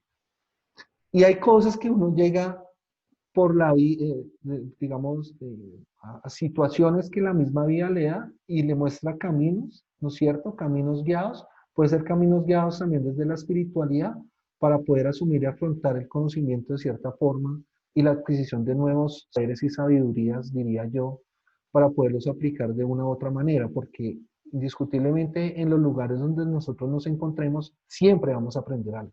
Siempre. Y ese elemento es que quizás el que nosotros vamos a dar, por ejemplo, en mi caso, desde los ejemplos personales. Desde los ejemplos personales. ¿Listo? Profe, Señor. estoy analizando el contexto que usted nos está exponiendo Sí, señor. y a la vez intento también enlazar una partecita de la postura de este, este pensador o filósofo bueno, de la filosofía del lenguaje, Ludwig Wittgenstein, que él enmarca como este punto de aprendizaje en cuanto a la etapa de la niñez y él expresa que lo que hace muchas veces que se lleve a cabo ese conocimiento, dice, es por una experiencia, pero más que todo por un hecho concreto que ha ocurrido que por cualquier razón ha sido un llamado de atención y que le ha marcado la vida. Por ejemplo, yo puedo Es decir, significativo, él decía. sí, La ajá, significancia del momento. exactamente, sí. Por ejemplo, yo puedo decir que cuando mi mamá me llamaba la atención en público, por ese error que yo estaba cometiendo, eso nunca se me olvida. Entonces, dice este autor también que eso enmarca mucho o sea, y es algo que lo llevamos no porque hayamos tenido un proceso previo, sino porque nos marcó a través de un acontecimiento razonable y lógico y por lo tanto, pues, muy veraz. Sí. Ok, sí. Pues obviamente dentro de la vida de nosotros van a haber momentos en los cuales nos van a marcar la vida, ¿no? Y ese tipo de vivencias y experiencias también nos van a consolidar como personas, ¿no? Pueden ser experiencias positivas como pueden ser experiencias negativas. Y frente a unas, pues uno va a tener ciertos cuidados y precauciones, pero frente a otras, toda la emoción y la alegría del mundo que uno puede reflejar, ¿no? Por ejemplo, una de las mejores experiencias del mundo fue cuando mi hija nació y la pude tener por primera vez 3 minutos en mi brazo, recién nacido. Entonces, eso es algo que me marcó la vida. Pero antes de eso, la primera ecografía formal, cuando era un frijolito. Es o sea, es ver el monitor y verla que estaba viva, para mí era una alegría y fue tan significativo. Y ahí empecé a entender el real significado de ser papá. ¿Mm? Entonces, hay unas experiencias que efectivamente a uno lo marcan, como hay otras que no, ¿no? Por ejemplo, la muerte de un ser querido, la muerte de un amigo allegado. Entonces, también son cosas ahí, un robo, por ejemplo, que uno le hagan daño, ¿sí? Entonces, esta semana tuve la mala noticia, la leí por pulso. Un amigo con el cual pertenecíamos a un grupo de motociclistas, por robarle la bicicleta con una arma de fogueo, bueno, esas que son de balines, eh, le pegaron un balazo de esos en un ojo por robarle la bicicleta. Eso, entré en un choque porque hace 15 días con mi pareja nos robaron la bicicleta de ella, ¿sí? O sea, imagínense, yo decía, uy, no, gracias a Dios, pues, desde lo egoísta, ¿no? Pero que a mi pareja a mí no nos pasó nada, porque el compañero, ¿cómo está? ¿No es cierto? El amigo. Entonces, eso también son situaciones, por ejemplo, negativas que lo marcan a uno. Pero hay algo importante, muchachos, y es que a pesar de que las experiencias significativas sean negativas, uno nunca debe ensimismarse dentro de esa experiencia negativa y no estar sujeto como al pobrecito y al pesar. Pilas con eso, muchachos. ¿Sí? Bueno, yo creo que por hoy podemos dejar ahí, muchachos. ¿Les parece? ¿Alguna recomendación, algo? ¿O todo está bien? Recomendación, no sé, ¿qué, qué tal si cabrá esta opinión en la clase de hoy? Pues Claro, mi hermano. viendo lo que se ha visto, ¿no? El proceso pues, el proceso educativo de los niños desde pequeños hasta pues el proceso, ¿no? Diría que se acaba la vida. Ujú. Ahora un fenómeno que se está viviendo, ¿no? En el caso de la familia, es decir, tienen un hijo o una hija, pero también tienen un perro o una perra de mascota. Es ese tipo de problemas que nos encontramos ahora. Es decir, no, el perro también es parte de la familia, yo entiendo, pero el Yo, paso a, yo te yo no sé, comprendo perfectamente porque tampoco estoy de acuerdo con eso. bueno, yo pensé que se reía porque tenía algún perro. No, no, no. No, es decir, no, el perro es parte de mi familia y a veces hay más cuidado para el perro, para el animal, que para los propios hijos. Es decir, a los perros los cuidan ellos, los sacan a pasear, les limpian la mierda y cuánta cosa hacen. Pero a los hijos les ponen chinas o criadas, no sé cómo le llaman aquí. Es decir, este proceso educativo, cuando los padres tienen más embeleza en unos, bueno, en unos perros, pues, que son allegados al hogar, y ven que los niños o sus hijos ven que hay más dedicación a estos animales y que hay un poco de consentimiento y que hay más tiempo para ellos, y incluso, pues, tratan de darles como un puesto más de lo que se merece en el ambiente familiar.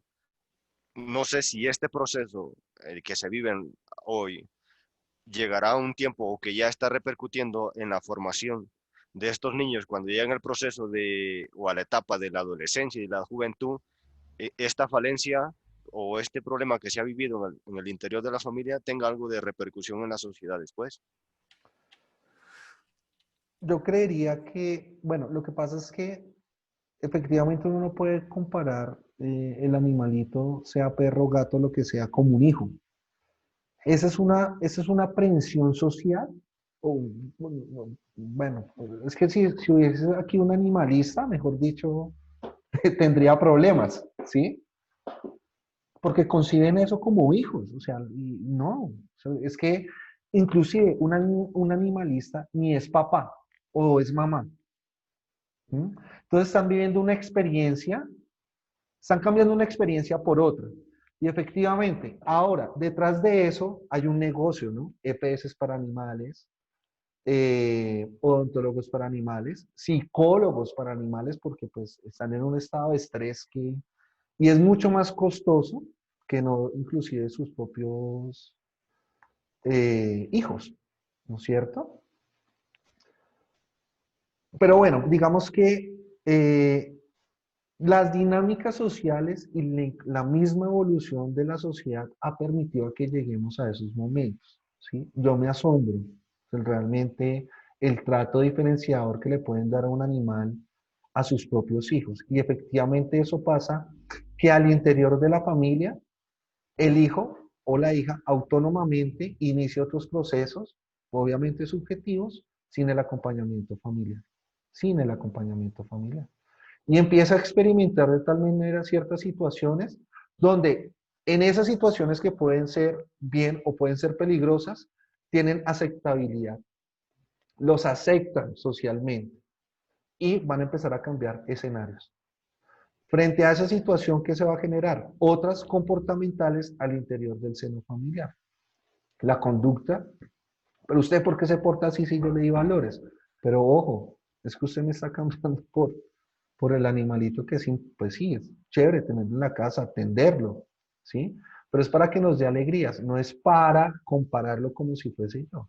Entonces ahí va a haber unas transformaciones obviamente al interior familiar por una acogida, una aceptación en otros posibles escenarios, en otros contextos, y para eso nosotros tenemos que estar preparados, muchachos. Porque hoy hay procesos que se vienen dando, evolucionando, ¿no es cierto? Y vamos a llegar a un momento donde socialmente va a ser complejo. Ejemplo, abrieron la ciudad de Bogotá con el tema del coronavirus y toda la gente salió a la calle, abocada a salir a la calle desesperada. Yo desde mi condición de científico social pensé que iba a haber un cambio social. O sea, dije, este es el momento para que haya un cambio social positivo en la comunidad colombiana. Y pues empieza uno a ver noticias, Facebook, fotos de esos memes de que antes mis amigos ciclistas eran borrachos y sí. Y efectivamente, se fueron a montar bicicleta mostrando los hermosos paisajes que conurban con la ciudad de Bogotá. ¿A razón de qué? Seguir multiplicando el contagio. Entonces, ni siquiera nosotros estamos mentalmente preparados para asumir ciertas responsabilidades y obligaciones que nos deben acoger como ciudadanos y obviamente como seres humanos. ¿Para qué? Pues para encontrar unos equilibrios sociales, ¿no? Porque realmente es eso. Respetar al otro, bueno, etcétera, como esas cosas. Entonces, pues yo considero que eso va a seguir evolucionando, cada vez va a ser más fuerte y pues si lo abordamos también desde la condición económica, pues está mandando más que lo social. Entonces nos están organizando de otras maneras. ¿Listo? Bueno, muchachos, como siempre fue un placer. Les voy a, vía correo, les voy a enviar el contenido analítico y el sílabus y la lectura de la próxima sesión, ¿vale? Esta semana ya dejo cargado lo que es el Moodle con todas las actividades de todas las semanas de una vez para que ustedes vayan desarrollando ahí las actividades. ¿Listo? ¿Vale? Listo, profe. Diapositivas, todos esos videos van a ir cargados en el Moodle por si ustedes lo quieren volver a ver y etc. Bueno, que se la gocen, Bueno, muchachos. Feliz Listo, tarde. profe, profe. Que estén adiós. bien. Gracias. Gracias, profe. Por Salud. favor, sí. Adiós.